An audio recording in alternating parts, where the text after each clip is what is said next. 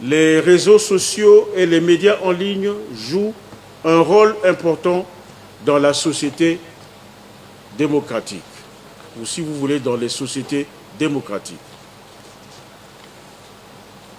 Le numérique a largement facilité l'accès à l'information grâce à la rapidité de diffusion, à la diversité des sources et à l'ouverture des données.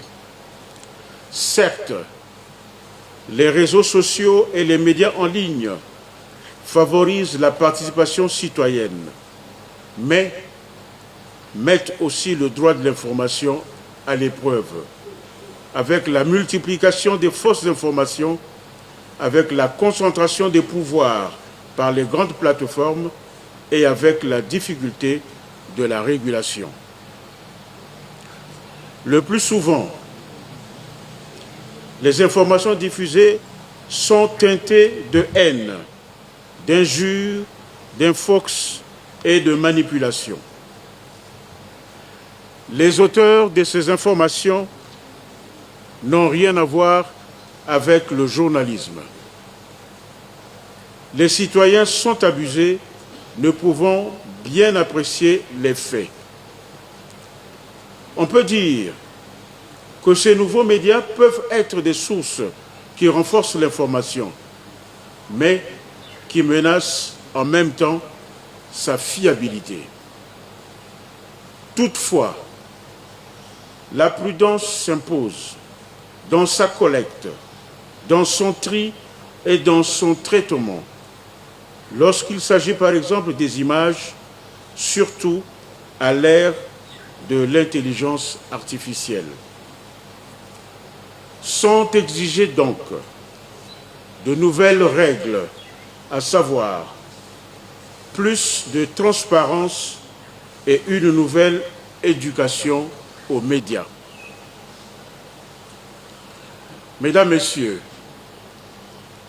cette invite vient à point nommé, étant donné que dans quelques mois, le Congo connaîtra une élection majeure, celle du président de la République. À cet effet, le Conseil se chargera de vulgariser les directives pour une couverture médiatique professionnelle et responsable de l'événement. Par ailleurs, le Conseil vient de relancer la campagne d'attribution de la carte de presse qui facilitera aux détenteurs l'accès aux lieux des meetings et d'autres événements à caractère électoral.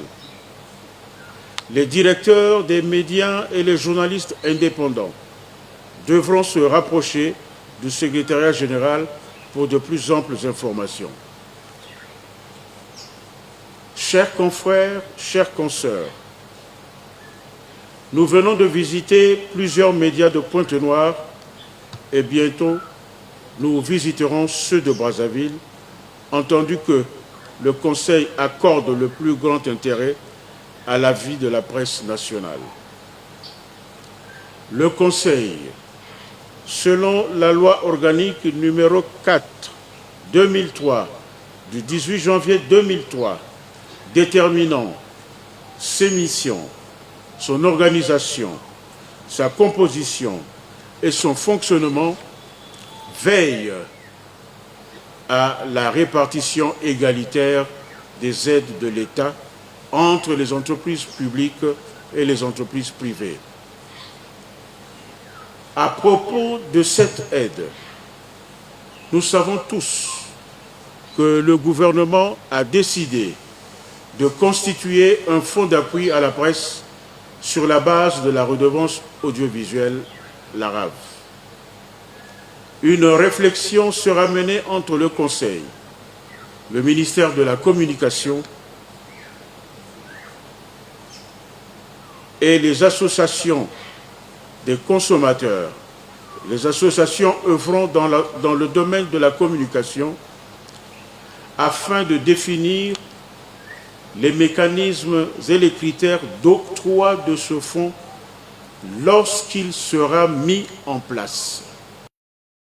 Le Conseil se chargera de vulgariser les directives pour une couverture médiatique professionnelle et responsable de l'événement.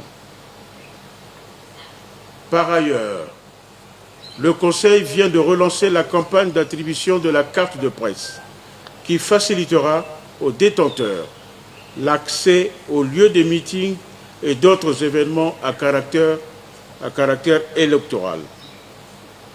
Les directeurs des médias et les journalistes indépendants devront se rapprocher du secrétariat général pour de plus amples informations.